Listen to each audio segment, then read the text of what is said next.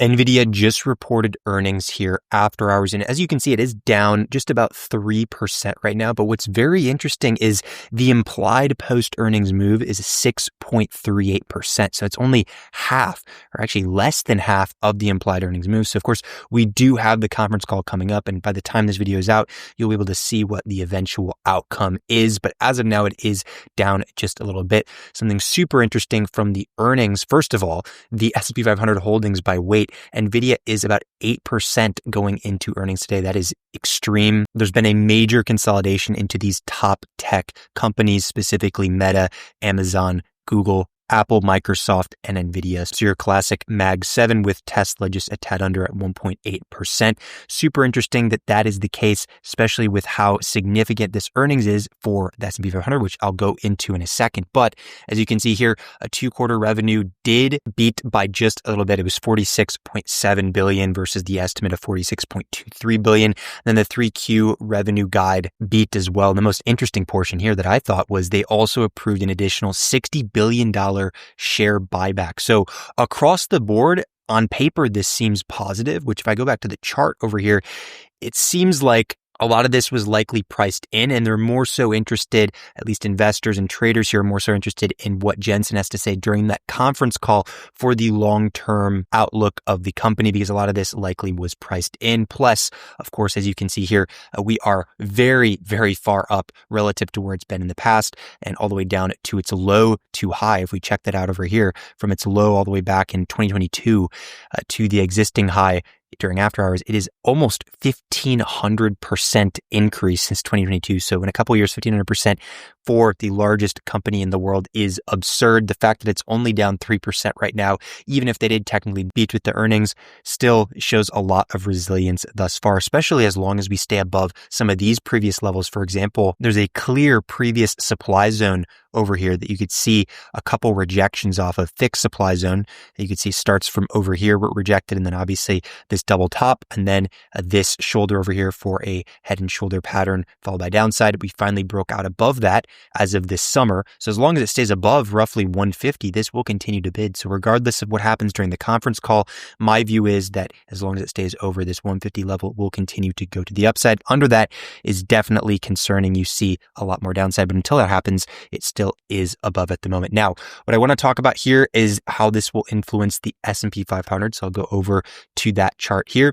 And as you can see, if I go to the 1 hour, there's actually been a lot of resilience here as well. So there is a possible inverse head and shoulder pattern. I referenced this before, if you remember from the Sunday video. We, of course, if I use a drawing tool here, we have that left shoulder, we have the head, and then a right shoulder that's forming. And so far, based on NVIDIA earnings, this didn't change anything drastically. We, of course, had this bit of a dip over here, but it's still holding 645 at the moment. So it seems like it's more so of a breakout attempt today from all this area over here, and then a retest of that neckline. This is the neckline of that inverse head and shoulder over here, a retest of that, and then a potential for continuation. So I like it, especially as long as it can hold over this right shoulder over here around like 640, 641. As long as it holds over that, you'll probably see this go kind of grind higher slowly into the 650s next. Under this level, it starts to get a bit iffy, and definitely under, if you remember, the 635s where that huge dark pool print was from last week, under this around here, then that's very problematic, is likely going much lower into the low 620s, maybe even 618, that pivot that I referenced before. But as of now, it is an inverse head and shoulder. Looks like a retest so far. Of course, we have conference call coming up, like I mentioned, but it doesn't look too bad at the moment. Now, as for flow, the most interesting flow that we've seen is actually on Tesla. And that's before I get into S&P 500 as well as IWM, which has been pretty unusual. The most unusual, though, has been Tesla. These prints, if you remember from last Friday, they still are holding them based on open interest. So about 20 million worth of premium over here. And if you checked the Cheddar Flow Twitter today, you could see from over here that they bought pretty high on it from this. As you can see, they bought during that pump, and then it continued to go a lot higher, was actually up 75% today. So up a decent amount. And of course, I'm joking when I say decent, 75% in that short amount of time span. And making $15 million because they added with size is incredible. So these guys still holding, which is also incredible that they haven't taken profit that we're aware of yet. And going back to the flow over here, this is one of those super bullish setups that we love to see on Cheddar Flow, just because highlighted here in blue on the system, out the money, short dated, and a bunch of premium behind it. I love seeing these. And if you do want to see more of these going forward, you can use this discount code for watching to this part in the video. Just click the link in the description. 7-day free trial. If you don't like it during the free trial, just cancel. Otherwise, at that 7th day, you'll get the discount. You'll be able to use it thereafter. Regardless, going to S&P 500, like I said, as well as IWM, because that has been super interesting.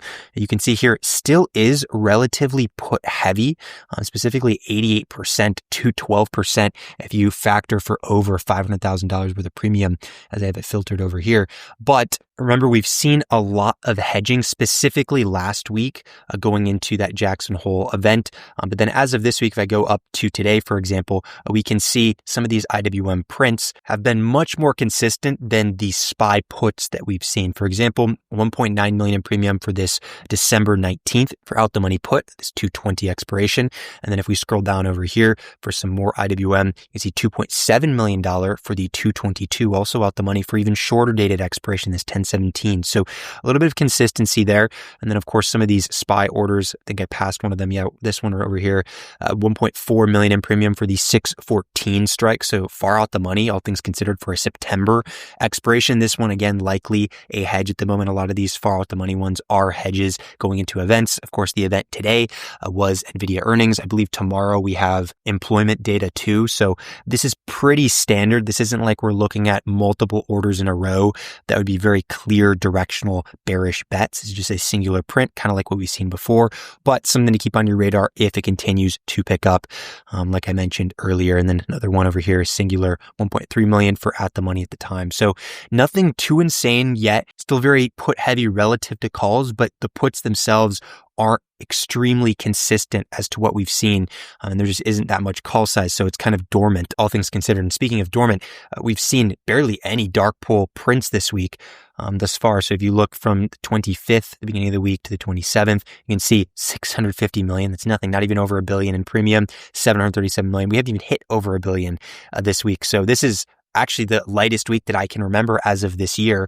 And typically things after Labor Day start to pick up. So this isn't uncommon for end of August. People are finishing up their summer vacation. Volatility is still relatively low for the summer. But then, of course, we all know seasonality kicks in around September. Volatility starts to pick up. And with that, you see a lot more size in these dark pools as well as flow. So the last thing that I want to mention over here, since right now, clearly Tesla has the most bullish flow consistently, is Tesla's chart. And I'll go to the chart over here. And this is still a beautiful pennant breakout. Remember, I referenced we had a nice breakout candle in that Sunday video because of Friday of last week, and we actually had continuation to that for the next couple of days. So I do like this so far, as long as it remains above this pennant, roughly 325, and it should experience continuation from here. Of course, NVIDIA earnings can have some short-term impact on that, depending on what happens during the conference call. But I do like how strong of a breakout it's had so far. It's built up a ton of energy in this pennant. You can see from all over here, this is it building energy, and now it's finally releasing it on this breakout. So I think this can go all the way up to 384, and then even higher than that, all the way up to my 404 price target this year. So